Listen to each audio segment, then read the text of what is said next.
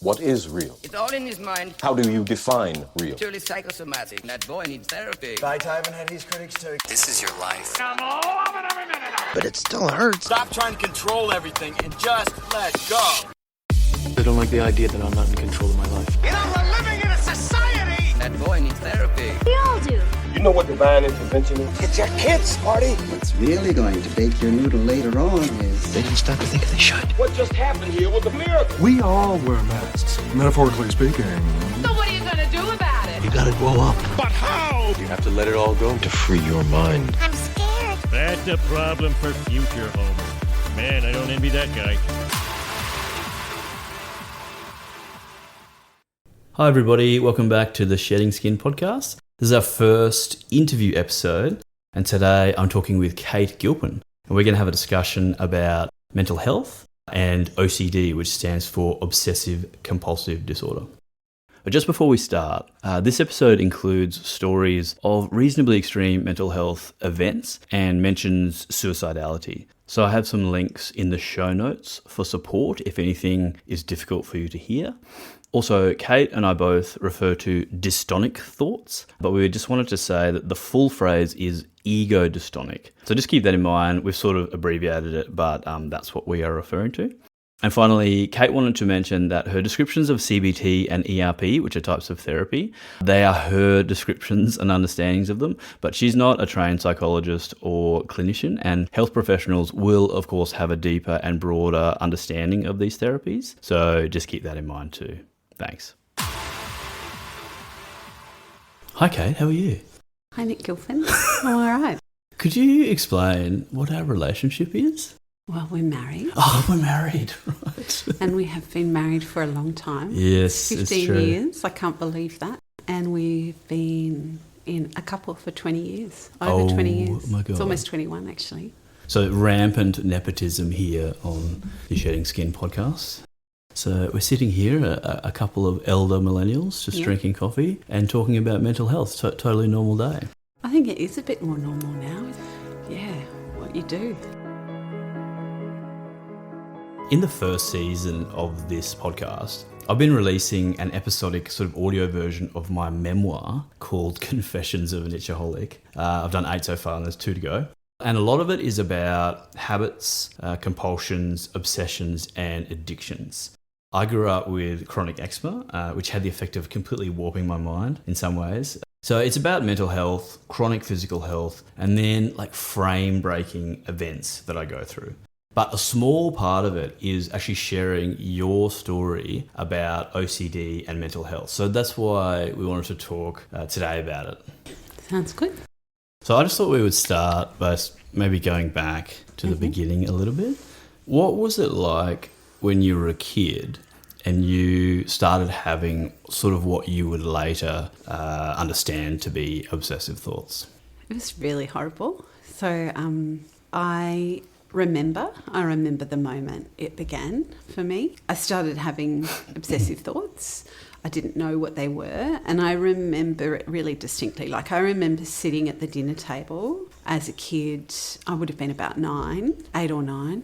And I remember sitting on our enclosed veranda with the fluorescent lights, eating, chops and 4 vegetables or something. And I remember actually fighting with my mind aloud. Like, I remember saying, no, it's not true. And everyone looked at me, like my family looked at me and said, what's not true? And I was like, nothing. You didn't realise that you'd spoken it aloud. I didn't realise. Yeah. And the fight with my brain was so constant. It was horrendous. And that was just the beginning, and obviously, when would you say it was the worst? That was pretty bad. It moved right through into my teenage years. The only thing I will reveal, and you can read about this, and I just want to say that OCD thoughts are dystonic thoughts, which means they completely go against your values. So they are not representative of who you actually are and what you actually do and what you will do and how you are in the world. And what your values are. What your values are. They're dystonic. They're the absolute opposite, and they attack the things that are most precious to you. Anyway, I had sexual OCD. So it really impacted my behaviour as well. I was scared to be too close to friends. I was scared to even hug people, or I was worried that I would be a deviant, basically. Yeah, it was really horrible. Primary school was really hard. I remember from about grade 3 or 4 when it began, it really impacted me. And then into high school, I remember so distinctly the last day for the year 12s when I was in year 8. You know how the year 12s finish earlier than the other years. And I didn't really connect with any of the year 12s, so I wasn't upset that they were leaving, but they always did a big, beautiful celebration for their last day. And I remember sobbing my eyes out that I wouldn't get to leave school. Like, I was so jealous because I realised I had 4 more years of that place. And it wasn't even the school. The school was fine. I didn't like school, but I had friends and, I was fine. It was that I was so wanted to leave my brain behind. I so wanted to leave all of that behind. It was just like being in a battle all the time, like really exhausting. But almost subconsciously wanting to escape effectively what was happening in your brain. Like, it's not like you're aware and that... there's no help. There's no, my parents were fine. They weren't great. They weren't terrible, but they were parents of the late 80s, early 90s, and they were fine. But nobody talked about this stuff. I didn't know what it was. They didn't know what it was. They thought I was just an anxious kid. Yeah, or a bit neurotic. Bit of a worrier. I was seen as, I remember always being called oversensitive. You're too sensitive. That's something I talk about in episode 2 of my podcast. And being a sensitive person in every way, especially with my skin. Completely. Completely. And so it was just freaking lonely. That's what I remember. It was so lonely. And still now, loneliness terrifies me. So alone time is I love alone time if it's really conscious and I've chosen it. I love my own company when it's like that, going to a movie on your own. And when I was 21, 22, I travelled and I spent quite a bit of the time travelling overseas on my own. It's more that when the thoughts overwhelm me or when I'm in a moment of anxiety or if I feel like I haven't chosen that alone time, the loneliness is overwhelming. Feels like isolation. It feels like isolation. It feels like I'm alone with this stuff again. It's something I've been working on with my psychologist to talk about how we build those safe people where even if whatever is happening, they are still your safe people. They're just witnessing and accepting. And make myself a safe person as well. I am enough, I am enough, I am enough, all that stuff. If we skip forward to you being an adult and time travel a little bit, what was the thing that prompted you to sort of start investigating this? Look, when we had our first child, what I later learnt was OCD was horrendous. I had absolutely awful intrusive thoughts because I had a very difficult birth with Eddie, which you talk about in the book. And I had a very difficult time adapting to motherhood, and he didn't breastfeed well, and I felt like a failure, really, really massive failure. And the OCD was all-encompassing at that time, and I've since learned that postpartum OCD is actually, it's not common, but it happens a bit. Birth and young motherhood or young parenthood can be a trigger. And even in people who have not had OCD before, they may well develop postpartum OCD. Whereas, of course, you did, and it sort of came back with a bit of a vengeance. Well, it was kind of like I just transferred, the OCD became about parenthood and about my baby. And that's the thing. It has evolved with me over my life as I have had, big jobs, or it has become about work. I've become obsessive about work. When I had a child, I became obsessive about that. I've developed relationship OCD with you in our marriage for a long time. I had that where I was terrified you were going to leave me if I wasn't perfect, if I didn't do things right.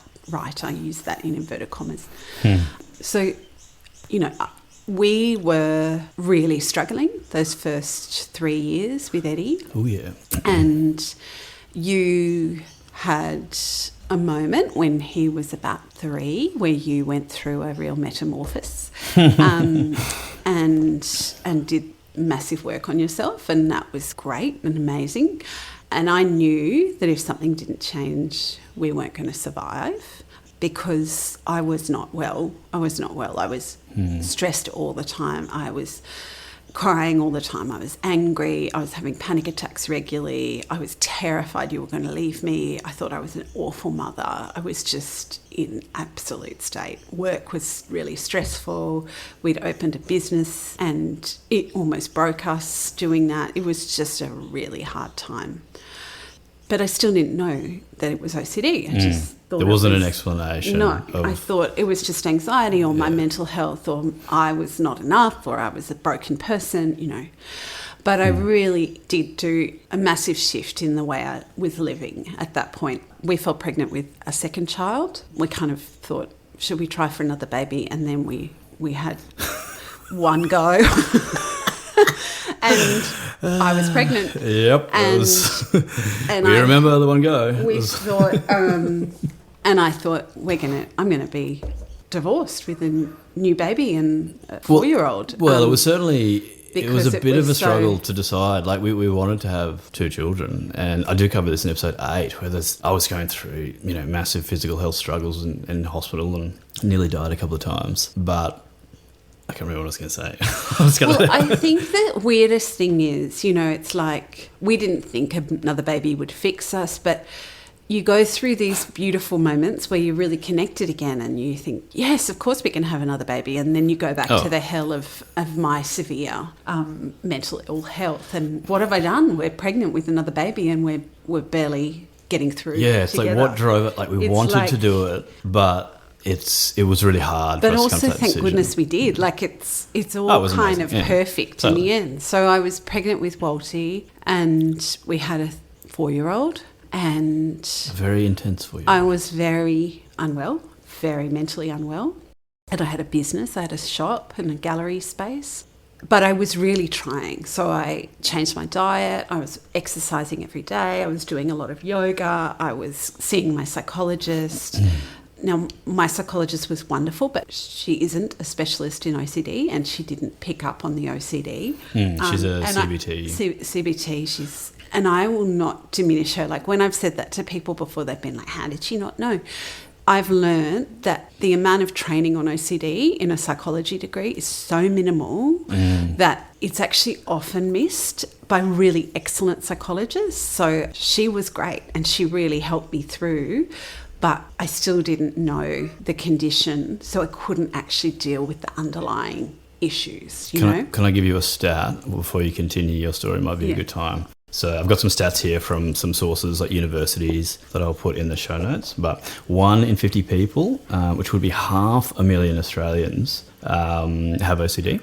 60% of people report symptoms before they turn 20, but the average onset is 19. But it can occur as early as 6 or 7 years old. There's a few more, but I want you to get back to your story of, pregnant, running a shop. So I was actually doing really as well as I had been with mental illness. Like, I was a lot better than I had been when I was pregnant with Walter. Things were starting to feel okay.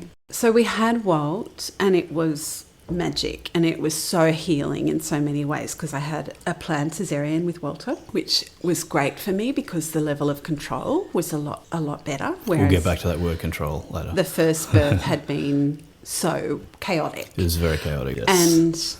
And he breastfed like a dream, and I felt all the feelings around, I can do this. And I have been doing this actually for 4 years, but I really felt it then. I felt secure in that. And seeing the boys together, they've just always had this beautiful connection. And it just made me recognise that I was a good mother, and I was so loving with my boys. And you always were.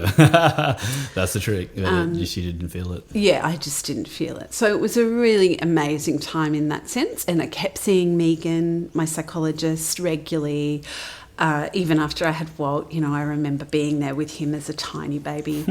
And I, kept up the exercise, diet, all of those things. I was really, really working very hard on this stuff. Was there a moment, though? Like a sliding doors moment, if you will? So I had an experience one day. So I was walking a lot and I went for a walk with Walter in the front carrier. I was wearing him. Yeah.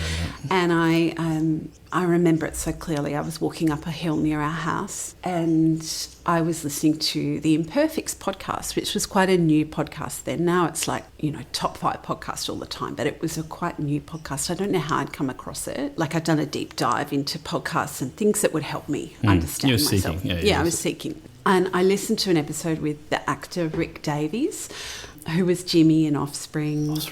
He's been in lots of other things too, but I think that's he's Jimmy in he's Offspring. most well known. And he was so generous in sharing his story of OCD. I've never heard of OCD other than, the kind of as good as it gets depiction of like Jack Nicholson, don't step on cracks, 90s, turning the door handle, very conscious about cleanliness, and people saying things like, I'm so OCD, meaning I like things tidy or I like things clean, or that's what I thought it was. You had talked about having some OCD about your skin when you were younger, but I still associated that with the cleanliness idea because it was like you wanted to keep your skin and your body clean. So I really didn't understand the actual range of what OCD could be. So I listened to this podcast. He was so brilliantly honest. He had sexual OCD also. And he talked about how these thoughts would invade his brain and he couldn't get them out. And it was just incredibly insightful the way he talked about it and the honesty with which he talked about it. And the way he talked about the impact on his primary relationship. I think he and his partner had just had their first child, and how, these things are just so, like mental ill health is so pervasive.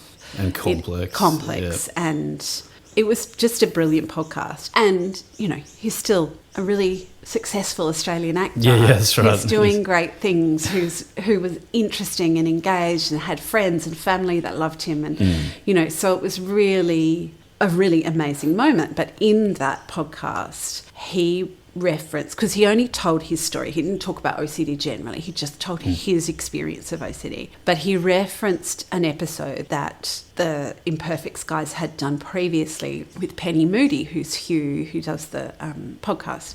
That's his wife. And she had talked about her experience with OCD, but also OCD more widely, what the disorder is.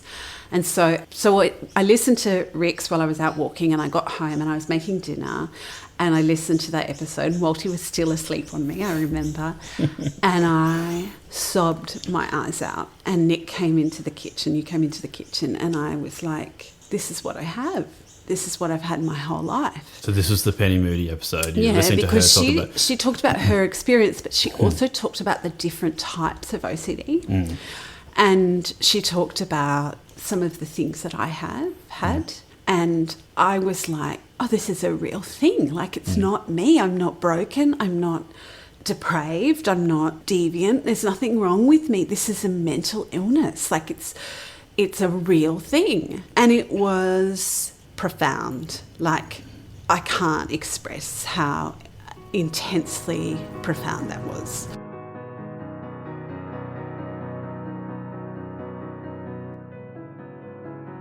So I talked about it with you. I talked about it with some of my really good friends. I didn't really tell anyone else.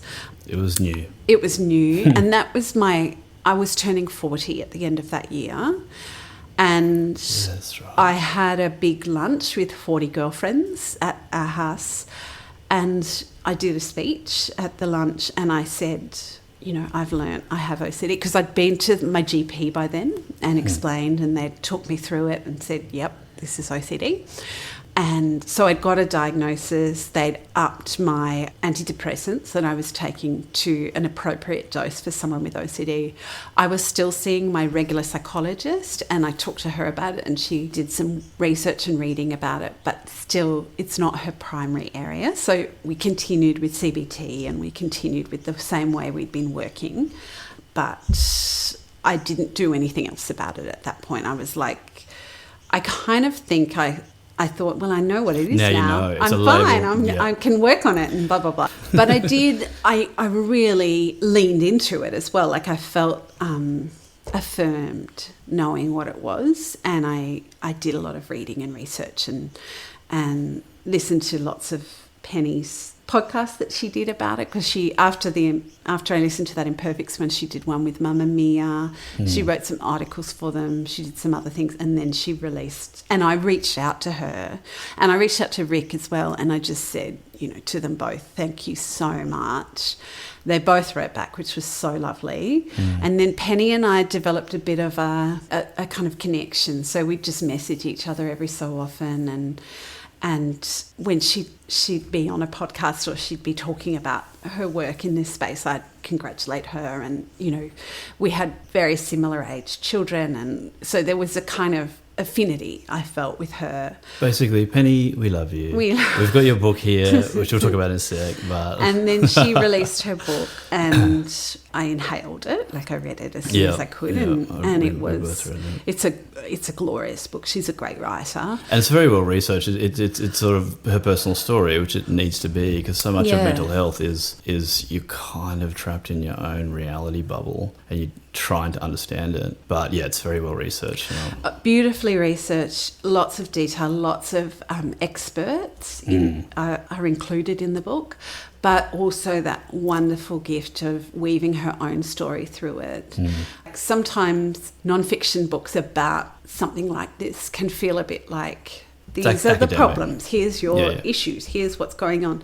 Whereas this felt very personable, very relatable. Sure, and it's also it's completely heartbreaking. Like the story is, it's just so difficult to imagine people going through that. If it hasn't been your experience, and just picturing the torrent of thoughts and how it really it shapes your whole world. Completely. So going down that path helped, of reading and researching and thinking about this and learning about it, really helped me understand massive swathes of my growing up years and my early years together, and I think I forgave myself for a lot of it. So I have very few memories from childhood and my teenage years. Like, it's kind of almost a joke with some of my friends who are like, don't you remember that? And I'm like, no, can't. I've got nothing. Just probably sitting in fight or flight. I was just fighting with my brain. I was fighting with my brain all the time. So I didn't have capacity to make memories simultaneously. And same with when Eddie was a baby. I couldn't really be there. I wasn't present, which breaks my heart, but it is what it is. And it's also sleep deprivation. The other factors of being a new parent just compound that, and it's definitely difficult. Let's briefly talk about Penny's book. It's called The Joy Thief: How OCD Steals Your Happiness and How to Get It Back. When was it released? Was it last year? Last year, 2023. Can you read the first line? It's pretty brutal. I might read actually the first paragraph or so. Sounds good. If that's okay. This is in the preface. The only thing worse than suffering a mental illness is suffering a mental illness without knowing what it is. I wasn't officially diagnosed with Obsessive Compulsive Disorder, OCD, until 4 years ago, when I was 31. For so many years, I thought I was overly anxious at best and completely insane at worst. I didn't recognise the obsessive and compulsive patterns my mind was following, because all I understood about OCD was that it was an illness that drove people to wash their hands until they bled. That's how I'd seen it depicted in movies, books and TV shows. But that's not how my OCD played out. So it didn't occur to me that I was suffering from a serious mental illness that needed treatment. This resulted in years of distress and anguish and a huge amount of pressure being placed on me, trying to get better on my own, and on my family as I turned to them for reassurance. That is very much my experience too. And it makes me realise too that it is a really serious mental illness. I forget almost now, because I am so much further along and I have such great support and such scaffolding around me to manage it now. But when I was younger, and you might want to put a trigger warning at the beginning, like suicidality was a massive thing for me when I was younger, and the number of times I just wanted to be locked away. The number of times I just thought, I need to be locked up. I need to not be part of society. I shouldn't be allowed to be out in the world. It was so horrifying. And I just want to reiterate, it was all in my head. Like, I've always been a lovely, kind, warm, sensitive, compassionate person. I can vouch for that. And when I read this book and learnt more about OCD and how most people with OCD they are really intelligent, really sensitive, but their brain tells them something completely different. So even though I was deeply all of those things, I thought I was an absolute freak. I thought I was an absolutely horrible person. And that was the reassurance I sought all the time from you particularly. Am I a good person? Do you love me? Would I ever do something awful? You know, those kinds of things. And what I've realised now, as I've kind of been on this journey of getting better, I don't think it'll never go away, but, you know, managing it much better, is that when I tell people, they're like, oh my goodness, no, you're such a lovely person. You know, like it's quite, and it's taking a really long time, and it's something I'm working on with my psychologist at the moment, to accept that I am a good person and I am enough and all of those things, because for so long my brain told me, they don't know what you're really like. You're really a freak and you're really this awful, awful person. So it's really horrible, and I don't know the statistics, but I can only imagine people who live without diagnosis, self-harm, and have a tendency towards suicide, because it is so horrible fighting with your brain. It is the most horrible, horrible thing. You can't escape it. I was going to say there's no relief, because there's no relief. The relief needs to be experienced by the brain that is being assailed. You know, and if you've got that faulty idea of yourself, if it feels real, and you're struggling with an idea that you're this aberration, then it's a lifelong work to sort of bring that back and find, you know, self-love and value yourself. And it's been a privilege to watch you do that. It really has been one of the most well, you went through all the crap with me as well.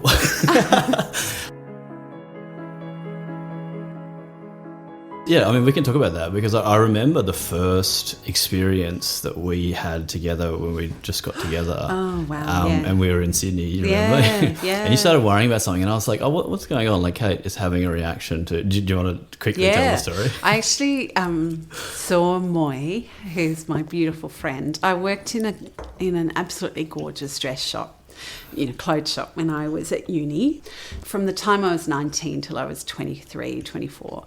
And then I went back at intervals because it was such a beautiful Couldn't place get away. to work. Anyway, From La La it La was Trobe. called La La La Trobe, and I had the most beautiful woman who's still one of my lovely, beloved friends, Moira, who ran the shop. And from the moment she met me, it's like she knew me, and she just trusted me implicitly. She just let me run the shop and look after things, and OCD makes you hyper perfectionist in these things. So I was a hugely trustworthy person. And I was going to say, you're trustworthy, but part of it was that thing. But there's that vigilance, right? Hypervigilance of, imagine if I do something wrong and I get judged for that. And because then she fires me, and then what will I do? And then and then I won't have my friend, and I won't have... So there was... So you're a great worker. Awesome. It happens now at work where I'm like, you'll always know that I'll never do the wrong thing intentionally, or I'll never betray you, because scrupulously my brain honest. will not let me.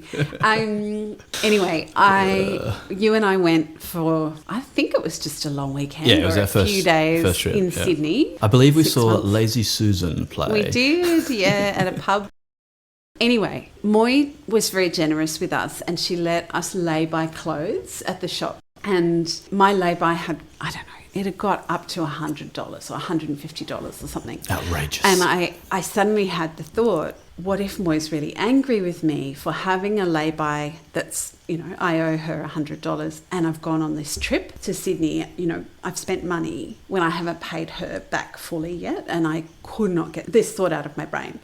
I was like, and I'd already gone down the path of, well, she's going to fire me, she'll hate me, she'll tell everyone, I won't have all these beautiful friends through the business, you know, like I was just terrified, absolutely terrified, because so much of my life and my world was that place and those connections, and they were family, you know, they really were. So all that can be taken away by your brain. By me, my brain telling me that, you know, you're actually an awful person who's, you know, I'm starting this thought process of you've stolen this money and you haven't paid it back and blah, blah, blah. Anyway. I remember you called her because I was like, I think Kate's having, I don't know if I had the phrase panic attack in my head because I had a panic attack. We were sitting at Darling Harbour. I remember it so clearly. Yeah, but it was like, oh, something's happening. This isn't Kate. This is something I don't understand what it is. And then you called her. I called her. And what did she say? And she was like, don't worry about it. She told you to get stuffed, basically. She's just like, you're kidding me. Go and enjoy your holiday. Some of the girls have $400 owing to me, Kate. Don't worry about it. I know you're, you know, she reassured me, which now I know is the worst possible thing you can do, is seek reassurance from people. Sure, it's not her reassuring you. It's no. you as the OCD sufferer constantly seeking reassurance. Because that's what I did all the time, you know. To you, do you love me? I'd feel like somebody wasn't as warm as they normally were, and I would always, and I still am like this, you know, I'm still working on this, I would always assume it's about me, it's not about something going on in their life. You know, I would just personalize everything. And it sounds narcissistic, but it's not actually about, you know, centering yourself all the time. It's actually awful. Like you're terrified that you are actually harming people all the time, because that's what your brain is telling you. You know, you're harming people all the time, or that's what mine was. So you can see, you know, that wasn't sexual OCD, obviously. It's just sort of stuff normal, around, but I move through things. So there's always something to attach to. There's always something to worry about. At the moment, for me, it's return to the work stuff again. So I'm in career, and I'm in a wonderful job that I love. I love my colleagues. I love the work I do. And still my brain will trick me. You know, you're not good enough. You've not done this right. You know, and I had a situation, I worried that I got something wrong, and, you know, sought approval, sought reassurance from the CEO of the organisation I work for. It's really, and that's embarrassing. Like, I don't want to be like that. And luckily, I work with people who are really supportive, and so I can be really honest about mental illness. And this is what mental illness does to me. Now, I'm working on it, and hopefully I will get better at it. But I think what they see, which is really positive, is they see, yes, it does that to me, where I get anxious about particular things, and I'm trying to learn not to seek reassurance, but they can see that I'm grappling with it. But it also means that I work so hard. Like, I am absolutely onto it, and I do not drop a ball because I'm terrified of dropping a ball. Now, my psychologist is working with me to learn how to drop a ball and still be okay. Yeah, drop a ball every now and then. You're only human. And accept it. You know, you can't control everything. So I'm really working on that at the moment. Well, it's really just not good for you to be vigilant. You can't do everything perfectly all the time. We can't do it. We have to be human. We have to. And I am so accepting of the humanity in other people. And yet for myself, I will not give myself a break.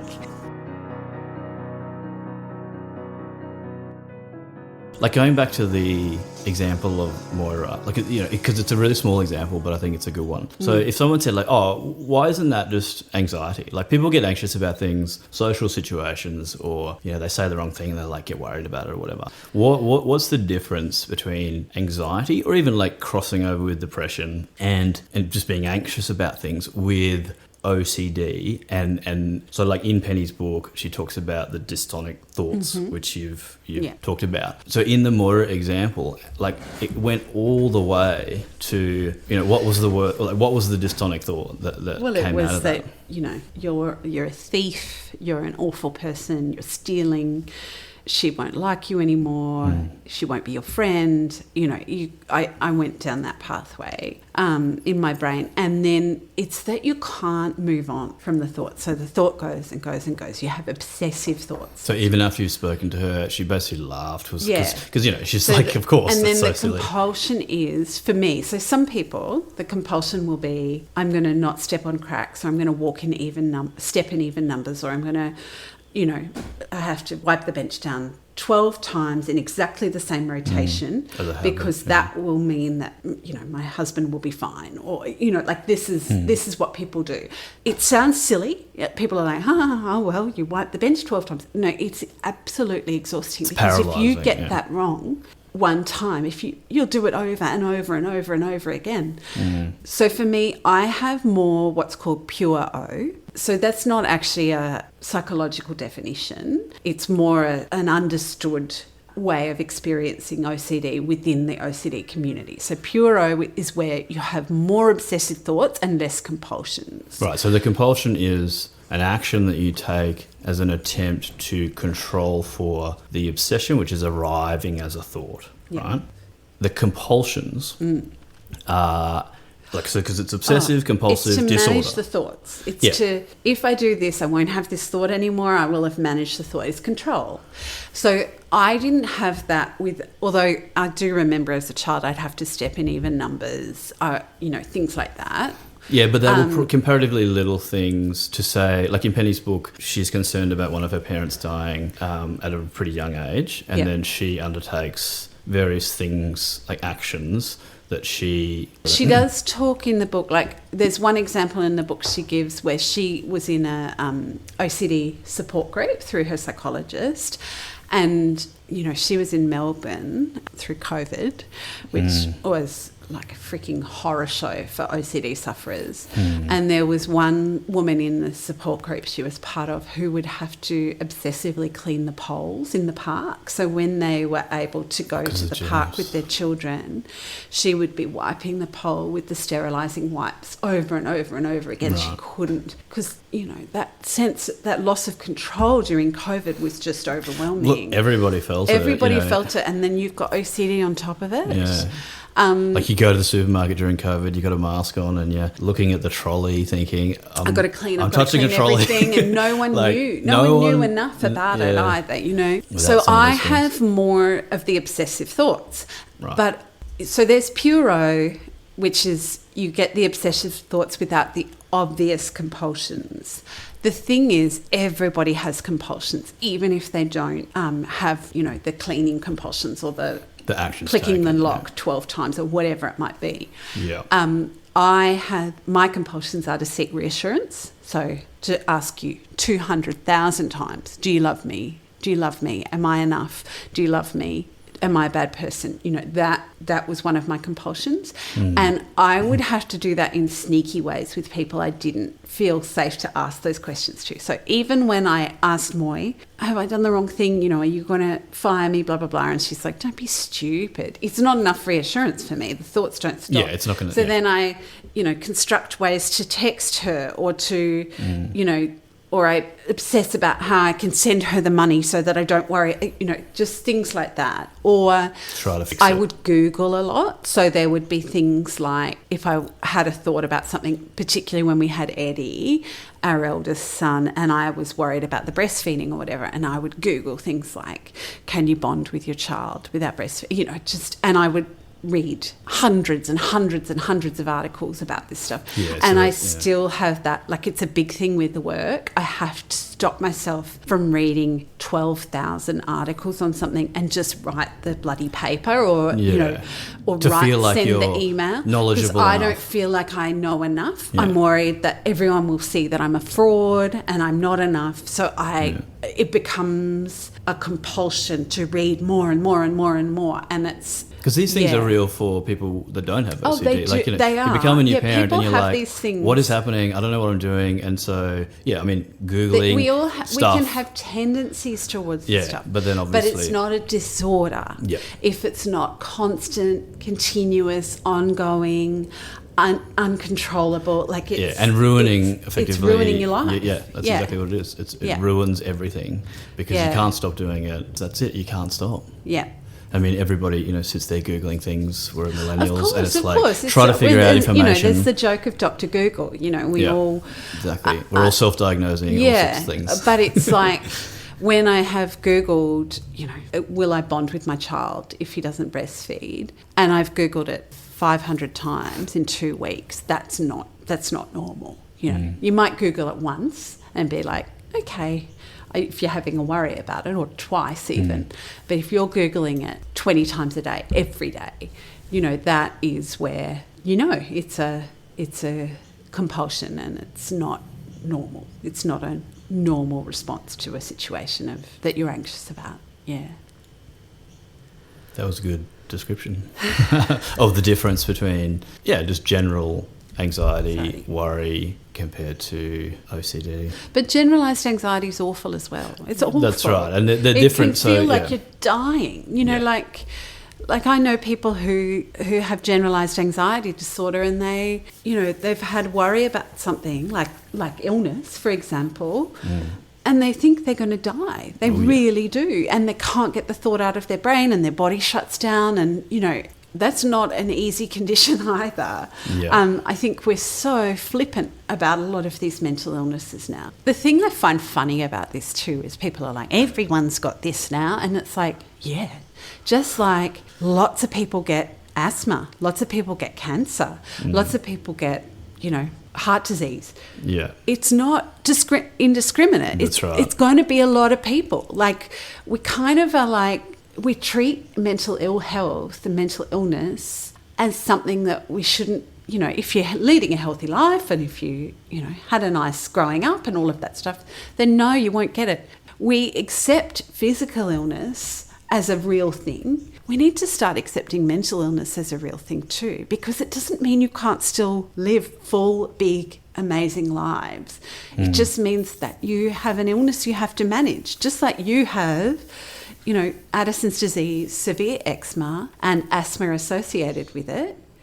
You can manage it and still lead a massive life. You're still a dad, you still work a great job, you still write books and, you know, make podcasts and have friendships and you don't have to sit in a room and be a sick person. I feel like it's like you're either sick with mental ill health or you're well. We don't understand that mental ill health or mental illness will just exist in people, and you can live with it, and you can actually have an illness and still, or a disorder, and still be, you know, living a big life. I wonder if there's something about, it's just very difficult to imagine what it's like. Like even somebody listening to this who doesn't have OCD. I don't think it's that it's difficult to imagine. I think people don't want to face this stuff. So you and I talk all the time about lots of people we know in our lives who we think have a mental illness or are struggling with mental ill health. So I make that distinction because mental illness is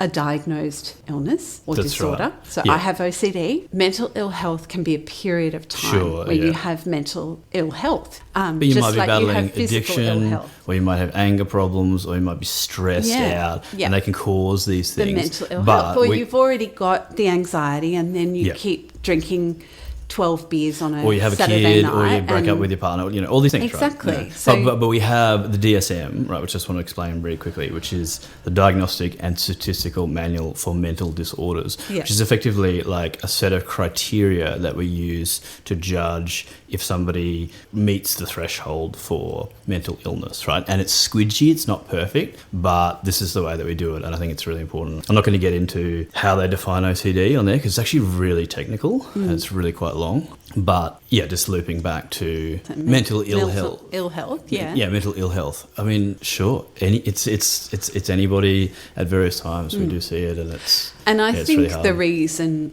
it's talked about a lot more. It's unbelievable from when I was 17, 18, 20, 25 to now that I'm 42. The way it's discussed, people leave politics and cite complexities with their mental health. People talk about it who are in prominent, bands or musicians or sports people. Yeah.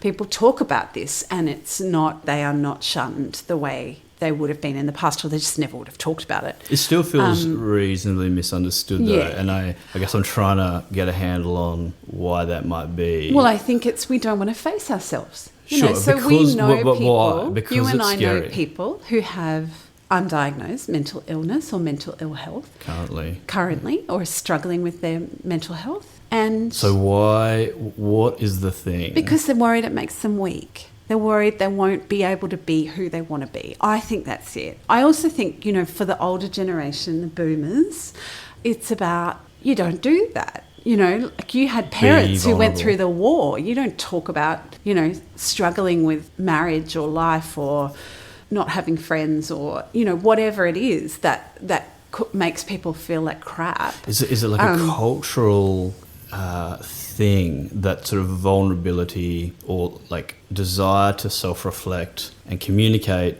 struggle and challenge for various generations? It's just not done. I also think we're breaking down slowly some of the systems that have told us we need to be a certain way in the world. Now, you and I debate about this. I call it the patriarchy or capitalism, because to me they are systems, they are constructs. I don't mean that everybody in that system is patriarchal, but I mean that they are systems and ways of being that prescribe behaviour. So, if you're a man, if you're a father in a patriarchal culture, you don't fall apart when you have a child. You don't find that impossibly difficult. You don't cry all the time. For the record, I do. But you are unusual. I don't know. I look at so many beautiful men we know who feel lost in their lives. Who were confronted. They were broken down by having a child. They were like, holy crap, who have I brought into this world? This person that I love so wholly. Yep. And I've watched my partner struggle with birth, or, I don't know who they are anymore, and we don't know how to be together now that we've got this new... And they won't say it. They'll go and drink 12 beers on a Friday night or a Saturday night rather than say that thing, because the prescribed masculinity is just get on with it. You need to provide, you need to be strong. And I think drinking culture is part of the problem in Australia, in the West, in a lot of cultures, where that is so acceptable. That's so acceptable as a way of coping, rather than somebody turning around and crying and saying, I can't cope. Yeah, and this idea, like I do explore it a little bit in some of my content episodes, the idea of strength as a trait. And the opposite of that is weakness. And it's like one is right and the other one is wrong. Completely. But obviously it's way more complicated than that. Yeah, I have the extreme luxury of being a very sensitive person, physically but also emotionally. And it made it really hard for you growing up. But as an adult, as a father and as a husband and as a friend and a son and a sibling, it's amazing. Your relationships are real. If you have to hold that line, if you have to be a construct and be a predetermined idea of what a man is or what a woman is, or you can't let anyone in. No one really knows you. It's so hard though, because we have constructs anyway, and we all do, and we're trying to figure out who we are and how we want to be. But it's definitely challenging to look out and see people struggling, and finding language around mental ill health, and in your case, mental illness, and that watching you go through that process of realization. The thing is, when you tell people, anyone, they are always so compassionate. They are always blown away. They are always... They may not understand. They may not understand, but they can see that it's a struggle. And the bravery. You don't have to include this, but something I always think about with the construction of masculinity is when we were talking with your dad and he was talking about how harsh his mum was growing up, very strict and what we would now call violent, but was normal then, smack your kids, hit your kids with a cane or a stick or whatever.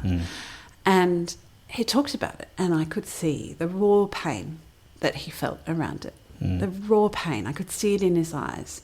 And he was so conditioned to tuck that away and to say, but it didn't do me any harm. Yeah, it's totally fine. And I was like... that justification. I gently said, oh, that sounds awful. That sounds really awful. Because I think about my children. I think about my boys. Can you imagine? Can you imagine our little boys feeling scared of their parents, feeling unsafe, feeling like they had to be a certain way? It's basically the exact opposite of how we want them to feel as often as possible, And you can't just bury that.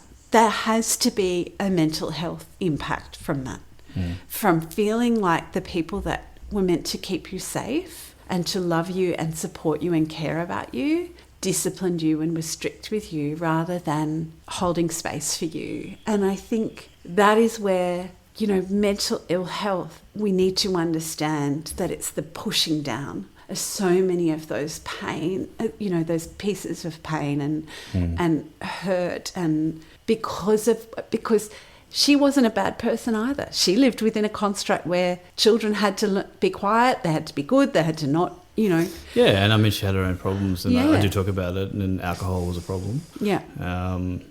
But yeah, I mean, you're referring to different generational styles of parenting, but also like reparenting. So, but it comes down the line, babe. Like we see it with people.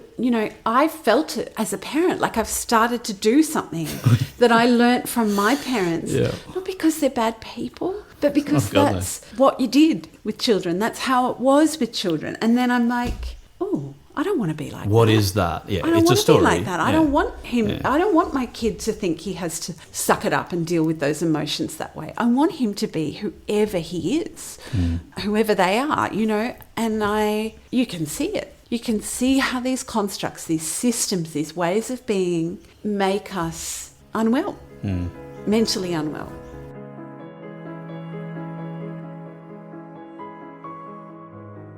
There's a lot of acronyms in mental health in our attempt to understand mental health. Could you just talk about briefly CBT and ERPT and the differences? Sure. I just want to say, firstly, that I am terrible with acronyms. Like it's a known thing now in my job because I work in the not-for-profit sector, but I also work with universities, and both those spaces use huge numbers of acronyms, and I cannot remember anything. Well, I've definitely got you beat because I work in the technology space, and we are the kings of acronyms. I feel like a broken record because always in meetings with my colleagues or people we work with, I'm like, I'm sorry, I can't remember what the acronym is, and I have to Google it in the meeting or something. Anyway. Okay, CBT. CBT is cognitive behavioural therapy. So it's basically talk therapy. So it's looking at the way you think and talking it through, and then developing new ways of framing that, really. So it's like building what my first psychologist, my beautiful psychologist Megan, talked about was building new pathways in the brain. So reframing it and moving into a different, she kind of described it as you have this well-worn path of anxiety, that you go down and you're like, this is what's going to happen next, and la, la, la, la. And then actually we're going to take this new pathway and we're going to beat the forest out of the way and build a new pathway through. Some sort of Robert Frost scenario. Yeah, I took the road less travelled. And I really liked that analogy because I would sometimes see it in my brain. I'd be like, okay, I'm thinking this that I've always thought. What about I think about it like this and reframe it? I found that really helpful. So that's what CBT is. CBT can be used to help treat OCD. Yeah, and I do some at the moment. I do some with my psychologist. I'm working on something at the moment, which is CBT. It's really just changing my thinking around something. So what is ERPT? Well, ERP therapy is exposure response prevention therapy. And it's terrifying. So it's confronting the fear, exposing yourself to the thing that you're obsessed about. The deepest fear. Yeah. That causes the anxiety. For me, for example, with the Moi example, when I was having those obsessive thoughts about, being fired, or it's facing that down.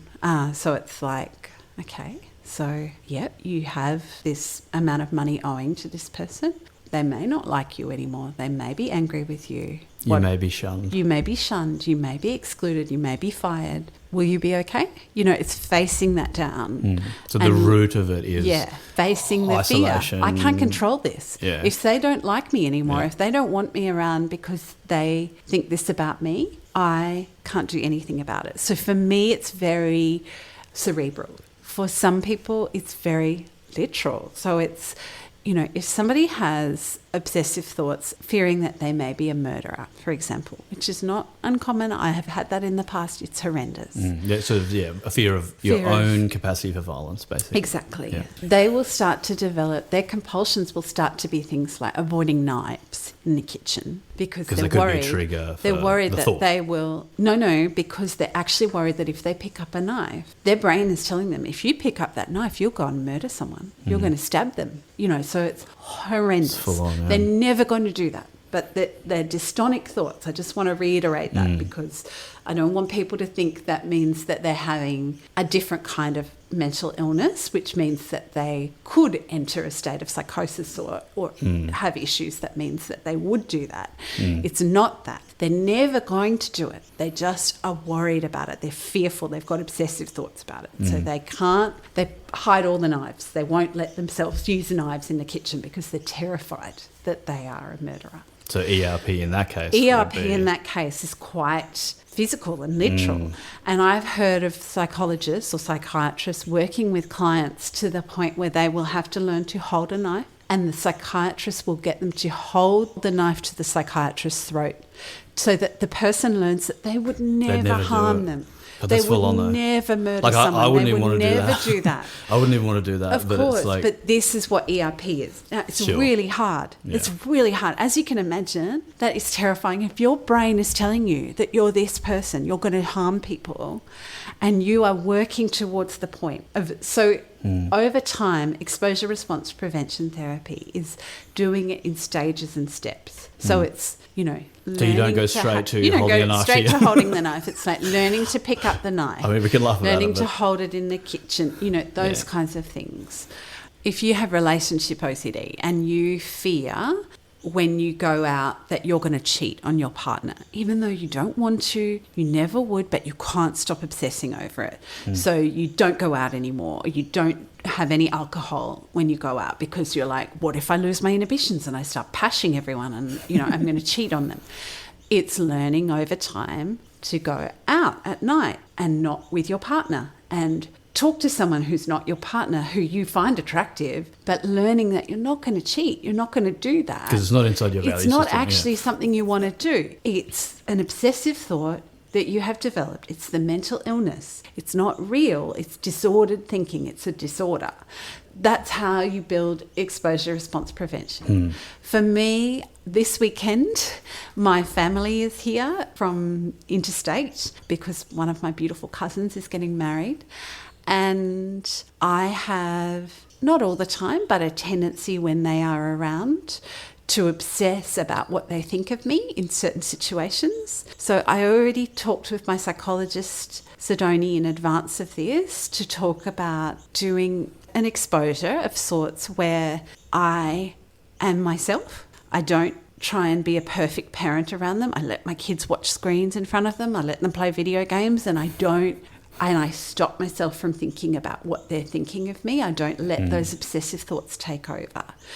So that's small, that's not like a knife to the throat or going out at night and having a glass of wine to learn that you're not going to cheat on your partner, all of those things. But it is still relevant for me because otherwise I do obsess. I'm like, what did they think of when I let, Walter watch 5 episodes of Octonauts in a row because I needed a break? Learning not to justify that, firstly, learning not to worry about it, and just trying not to control things.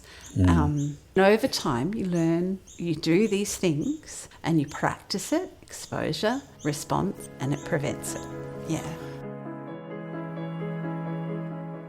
God, it's so fascinating. You're like rebuilding a sense of your own strong foundational self and then going out into the world and almost like caring less what other people think, because there's a realization that you really can't control that anyway. You can just be your best self and understand your values, and people are going to have whatever reaction that they're going to have. But it's not that you don't care, right? It's not like you turn into a psychopath where it's like, no, but it's like you have to learning to manage it at a normal amount. Yeah, exactly. You know? That hypervigilance of concerning ourselves with what other people think of us. Yeah, it's such a big thing. Like even for people without OCD, but I can only try to imagine that running rampant. Horrendous. And it's like the idea that your sense of self is actually reflected back to you with the people and the judgments and the criticisms that they're making of you is really difficult, because it can't. You know, people are going to judge and criticize, and whatever they're going to do, at the end of the day, you have to put your head on the pillow and be comfortable with yourself. Yeah, it's huge though. It's a lot. I'm going to ask you one more question. Okay. So I love talking about frame-breaking events, and that's what a lot of the first season of this podcast is about. Like events or moments or periods that like really change us.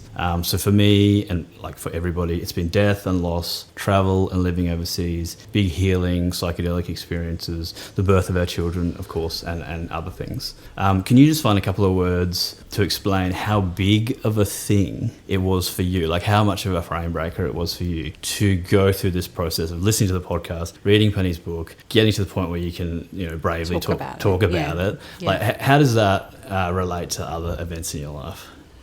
I think it's the biggest thing I've ever done. I think it's the making of me. Like, I am more myself at this point in my life than I have ever been. I feel more comfortable with myself. I think this sounds weird, and I don't mean to sound like I'm up my own bottom, but I feel more beautiful than I've ever felt. I feel more interesting because I'm really me. There's an acceptance. I haven't been myself. I've always been trying to change to be what I think other people want me to be. I'm observing all the time, hypervigilant. You have to be like this to be loved, you know? You have to be perfect in every situation. Now, I'm nowhere near the finish of this journey, and I'm going to have to work on this for a long time, but I feel much more myself, and it's been amazing, and I can't believe how beautiful my life is. That doesn't mean it's without its difficulties and complexities. There's still lots of hard things. I mean, we are very, very blessed people, very lucky, very privileged, you know, all the things we have access to. But I mean, I see now I've got these absolutely dreamy children, and I can't believe I get to be their mum. I can't believe it. It absolutely floors me almost daily.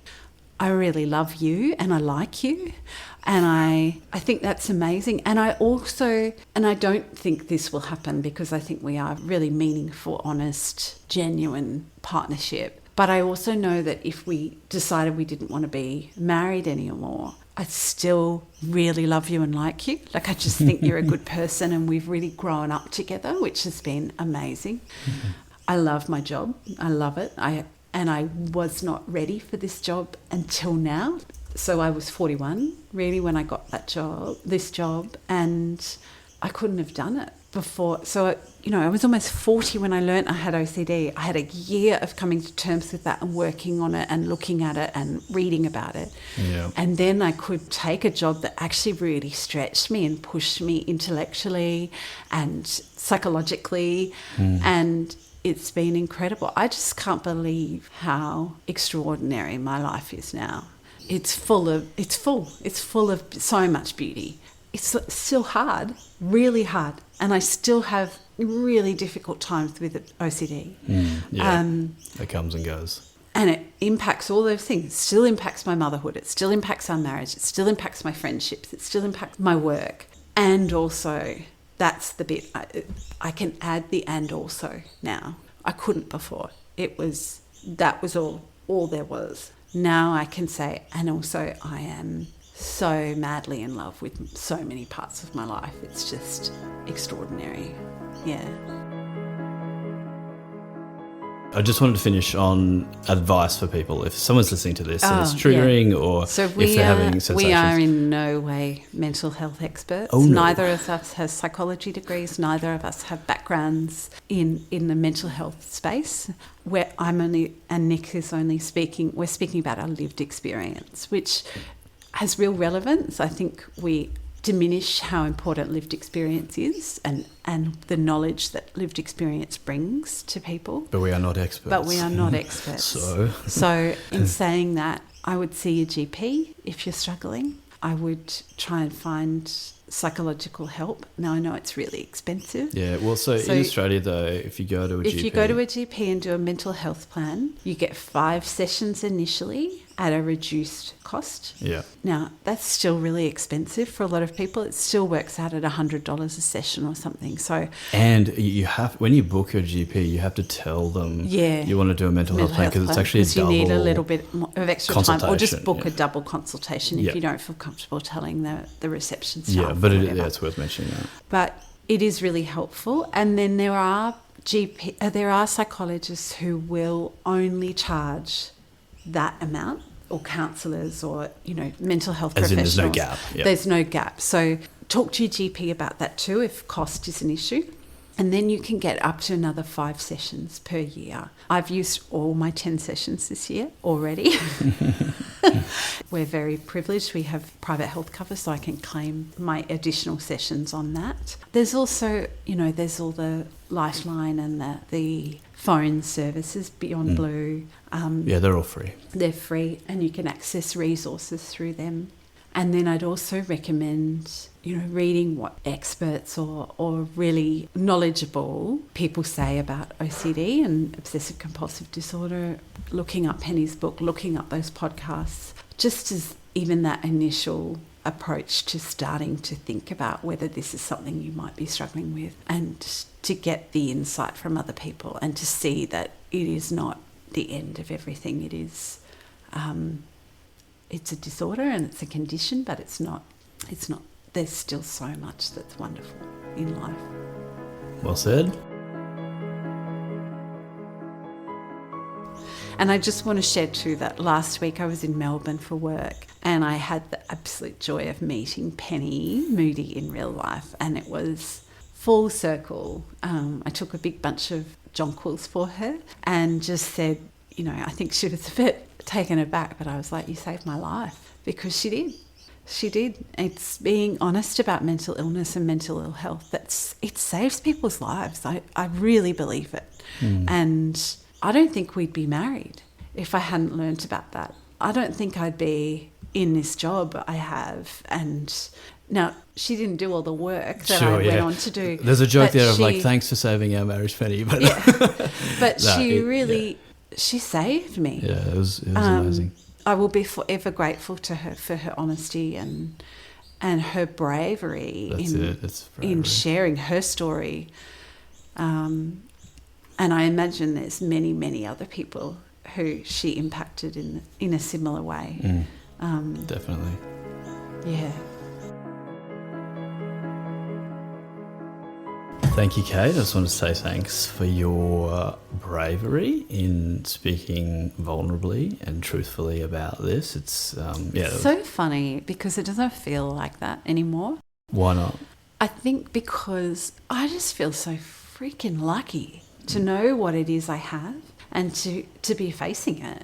I don't feel brave. I don't feel like this is courage. I feel like, when you are in the freaking grips of mental illness or mental ill health, that's courage to keep going, even though you're like, oh my God, and to face it, to be like, I'm going to start going for a walk every day. I'm going to stop drinking alcohol. I'm going to do the things to try and help myself. Now I just feel like, and I want to talk about this because it's so human.